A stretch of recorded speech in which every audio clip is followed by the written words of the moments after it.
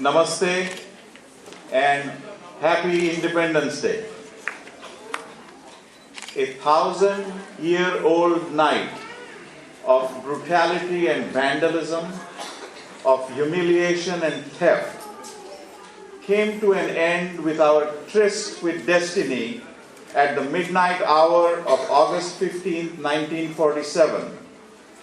While the one last insult of partition was fresh on the mind of a new nation, a tricolor rose over the historic Red Fort in New Delhi to the ringing tones of a nation long suppressed, finding utterance. Today, 64 years hence, much progress is visible, so are the challenges. What we heard from our young presenters was an attempt to resolve the dichotomy of India's manifestly accomplished past and its daily reality.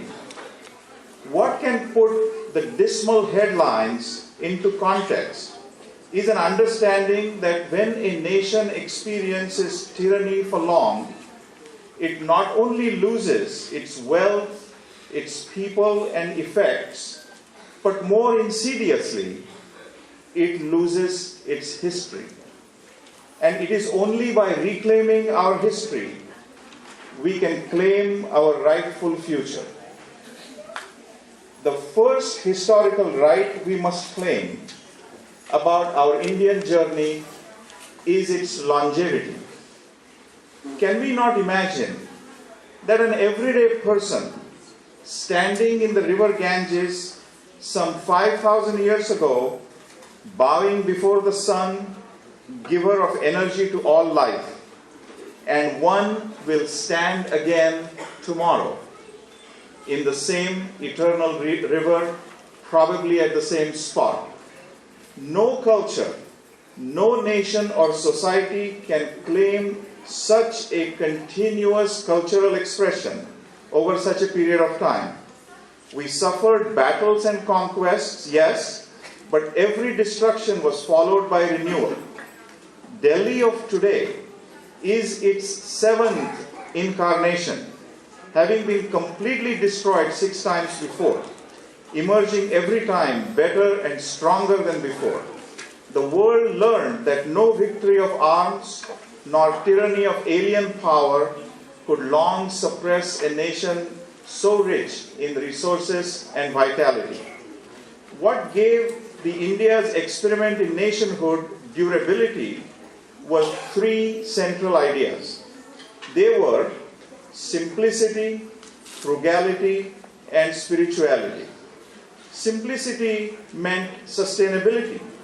The land that fed a nation 5,000 years ago feeds us still, even when there is now 1 billion people to feed. To be frugal simply means to be cultured. In other words, in a frugal society, the strong and powerful were prepared to accept restraint and inconvenience for the sake of others.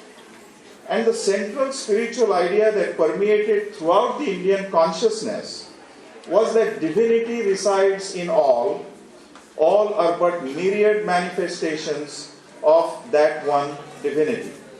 This made possible the birth of 4 of world's major religions and an hospitable home for persecuted from other parts of the world. But over time, social structures became calcified, petty enmities arose. Weakened by internal divisions, India invited aggression, and having found themselves unable to resist that aggression, the society took refuge in supernatural consolations. And in one day, this civilization, this delicate complex of customs and traditions, manners and morals, science and religion, was overturned. But in every dark night, India produced a worthy and defending sun. In the particular context of the British rule, the danger to India's identity was exceptionally grave. In previous invasions, the intellectual core of India had held. Indians had lost the battle, yes, but they never saw themselves as culturally inferior to the invader. But the British victory was different. It wasn't merely physical, but also intellectual. The British produced such an inferiority complex in the land that the intelligentsia accepted the notion that only by imitating the British could we better ourselves. And at the depth of that darkness, there arose a young and charismatic monk called Vivekananda, who rebuilt our spirit by asserting in ringing tones India's humanizing influence on the world. We found our voice again. The bitter history that we must own is that unity and eternal vigilance is the price of civilization. A nation may love peace, but must keep its powder dry. And if these youngsters are any indication, Mother India is in good hands. Thank you.